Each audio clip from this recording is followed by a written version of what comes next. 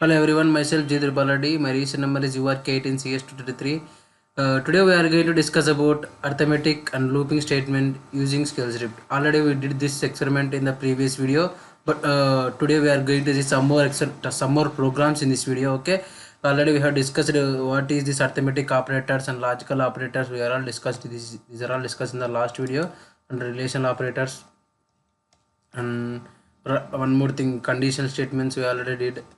And one, I'm going to revise this topic shortly. Once again, see here, addition, arithmetic operators is to addition, subtraction, multiplication, division, modulus, all come under these arithmetic operators. And logical operators, it is easy to check whether two statements correct or not. Suppose if you are using one statement, A and B means both are true now, then the condition is true. A or B, then if anyone is correct, the condition is true, like that.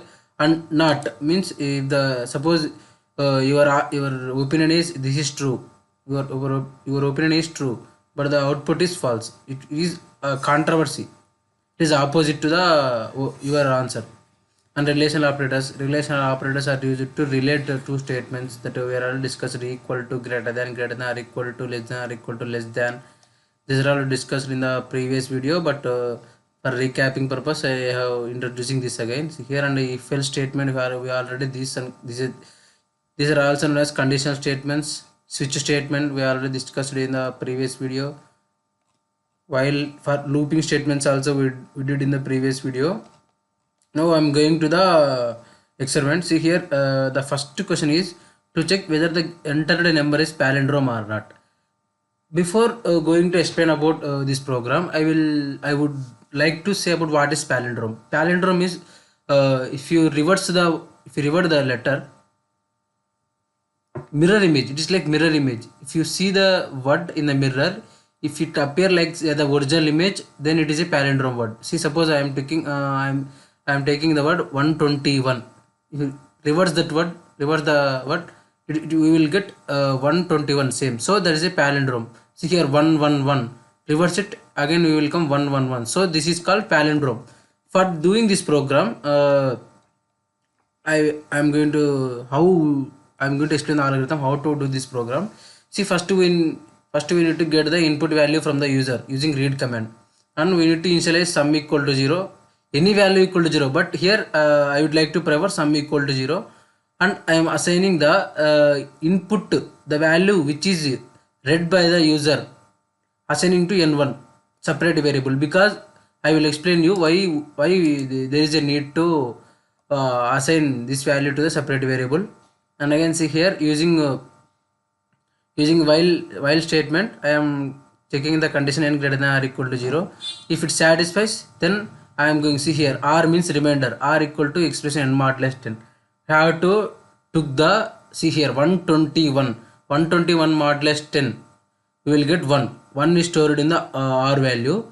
And see here, sum equal to sum into 10, sum into 10 as well, sum equal to 0 into 10, we will get 0 plus 1, we will get r. See again here, n equal to n by 10 means 121 by 10, we will get 12. Okay, see now n value is 12 greater than 0. Okay, again the condition satisfies. And see here, r equal to 12 modulus 10, we will get 2. And see here, sum actually sum is updated as 1, so 1 into 10, we will get 10 plus again the remainder is 12. See here, we are getting 12. Okay, and see here, n equal to n by 10, 12 by 10, the value is 12 by 10, the value is 1. So here is n greater than 1. Okay, see here 1.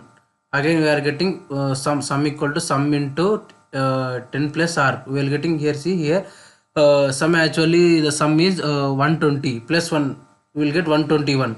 Again see here, 1 by 10, we will get 0. So it is not greater than 0. So the condition not satisfied. So if the condition is less than or n less than or equal to 0, that does not satisfy, and loop ends.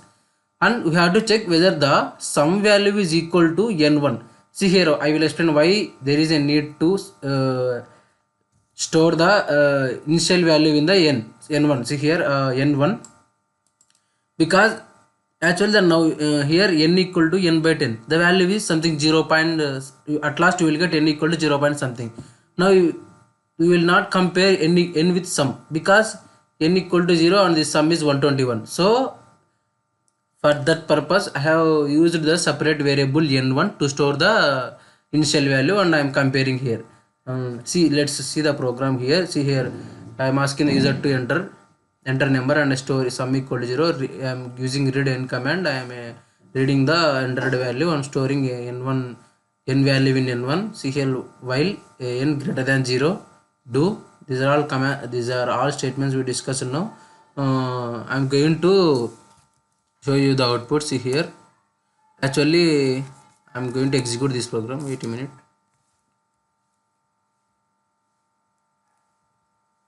We will check with the 121. See here, it is asking 121. Enter the number. I am entering 121. See, 121 is a palindrome. It's a mirror image.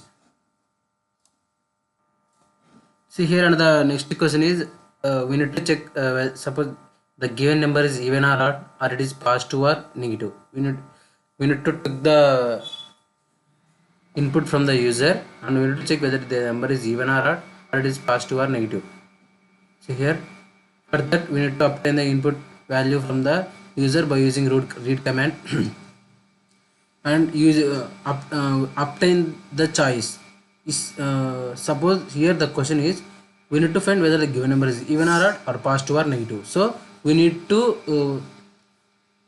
obtain the choice to the user to which we want to execute. Either we need to find even or odd, or we need to find positive or negative. So here, using switch statement by case perform the operations according to the choice chosen by the user. Suppose the user chosen find whether the number is even or odd, or whether the positive or negative. We will do that, and we need to give the option to the user to obtain which choice you want. See here, suppose user is chosen to find whether even or odd, we will do even or odd. Suppose we find if we chosen the positive or negative, we will do the positive or negative. Suppose if we chosen find whether the number is even or odd. See here, using conditional statement if check whether n modulus 2 equal to 0. If n modulus 2 equal to 0 na, then it is even, otherwise it is odd. Suppose the user chosen to check whether the number is positive or negative. Suppose if n greater than 0, then it is positive number. If n otherwise n less than or equal to 0, then it is a negative number. See here, I am going to show you the output. See here, the program is, see here, the choice for 1 it is odd or even. For case 2 it is positive or negative. We are asking the user to enter your choice and storing in n. In case n, suppose if the user choose case 1, it goes to the case 1, enter into the case 1. So the case 1 is odd or even, so enter a number. We need to enter the number. See here, if a modulus 2 equal to 0, then it is an even number, otherwise it is an odd number. Suppose the user chosen case 2, that is whether the number is positive or negative. If the number is greater than 0 na, then the number is positive number, otherwise it is a negative number. Okay, let's see the output. I will show you output. See here, wait a minute, I will show you. I am going to execute this. See here, it is asking enter your choice. Suppose I want to find whether the number is even or odd. See here, I am my choice is 1, and it is asking enter the number. Suppose I am entering the odd number. See, 5 is odd number. I am entering it. You will get, see, 5 is a odd number. Suppose if you want to check through the case 2, see here, again it is asking enter your choice. My choice is 2 now. Means I am going to check whether the given number is positive or negative. So it is asking enter the number. I am entering the number -5. -5 is a negative number, positive number. It is a negative number. So see here, it is a negative number. And the next program is to print all the square numbers between 1 to 100. That means we need to print all the square numbers. Square numbers now 1 square. 1 square means 1 square 1, 2 square 4, 3 square 9, like that. If the suppose see here now 9 square 81, 10 square 100, 10 square 100. We need to print the square numbers between 1 to 100. The square numbers between 1 to 100 is 1, 4, 9, 16, 25, 36, 49, 81, 100. We need to print all these numbers. So for that we need to obtain the user. We need to obtain the input from the user using read command. After that we need to initially square root, suppose any variable equal to 0, and we need to check using for loop whether the value is less than or equal to 100. If the condition is true, see here sqrt equal to, suppose see here 1 into 100 into 100. This is we need to do. Using if statement, we need to check whether sqrt is less than or equal to 100, because we need to find the square root values between 1 to 100. So that's why we need to check whether the given numbers, whether the square root numbers are less than or equal to 100. If the condition is true, then we need to print the square root of a number. Otherwise, iterate the for loop till the condition fail. Okay. See here. Now I am going to show you the program. See here. Echo program. We are going to print numbers between 1 to 100. For that, see using for loop for I equal to 1 and I less than or equal to 100, I plus plus. See here, see here square root equal to 0, for I equal to 1, I less than or equal to 100, I plus plus. If this condition is true, we need to do sqrt is equal to we need to multiply this number, because we are doing square. So square means 1 into 1, or suppose 1 square means 1 into 1, 2 square means 2 into 2. So if the square root value is less than or equal to 100, then we need to print the square root value. Otherwise we will not print the square root value. Okay.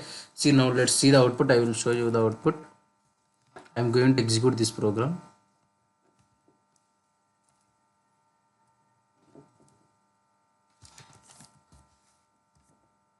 See here, we have printed the square root numbers between 1 to 100. This is all about how to print the numbers. And next we are going to discuss about see here, to print the sum of multiples of 1, 3 and 5 below 1000. It means sum of multiple of 3 and 5 below 1000. We need to print the sum and multiples of 3 and 5 below 1000. See, for that we need to obtain the user using user command, and see we are initializing sum equal to 0 using loop for loop statement. We need to check I less than or equal to 100, and we need to find whether the number is modulus I modulus 3 equal to 0 and I modulus 5 equal to 0 or not. After if both conditions are using and command, if both are true, then we need to s equal to sum plus I. If I less than or equal to num, does not satisfy, loop ends. See here. Now let's see the program. I will show you. See here, we need to find the sum of multiples of 3 and 5 below 1000, and for that I initialized sum equal to 0, and see here I equal to 0, I less than 1000, I plus plus. Do we need to do so I already said you, we are finding sum of multiples, so we need to find whether the given number is divisible by 3 and divisible by 5 or not. If we both are divisible, if the given number is divisible by both 3 and 5, then we need to do sum equal to sum plus I, and we need to end the if conditional, and after that we need to end the looping statement, and we need to print the sum value. See, I am going to execute the program now. See, the value is 33165.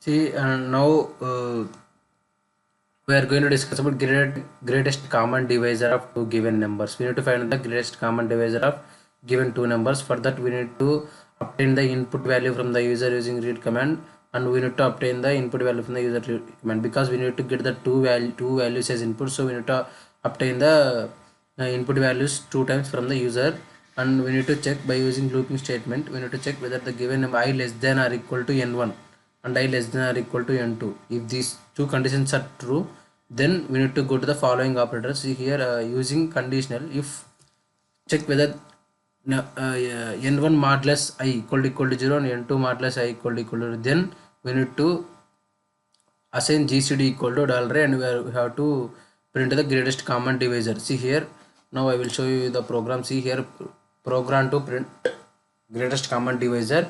So we are asking the user to enter first number. Here storing in n1, and you're asking the user to enter second number and storing in n2. And I have told you using for loop for I equal to 1 and I less than or I less than or equal to n1 and I less than or equal to n2 I plus plus, we need to do n1 modulus I equal to 0 and n2 modulus I equal to 0. If these both conditions are true, then we need to assign gcd equal to $i. The $i, and we need to end the conditional statement, and we need to end the for loop statement, and we need to print the greatest common divisor. See here, now I will show you the output. Now I will show you the output. So now I am here, the values is they gave the here some values 25 and 15. See here, I am going to execute this program. First I will going to execute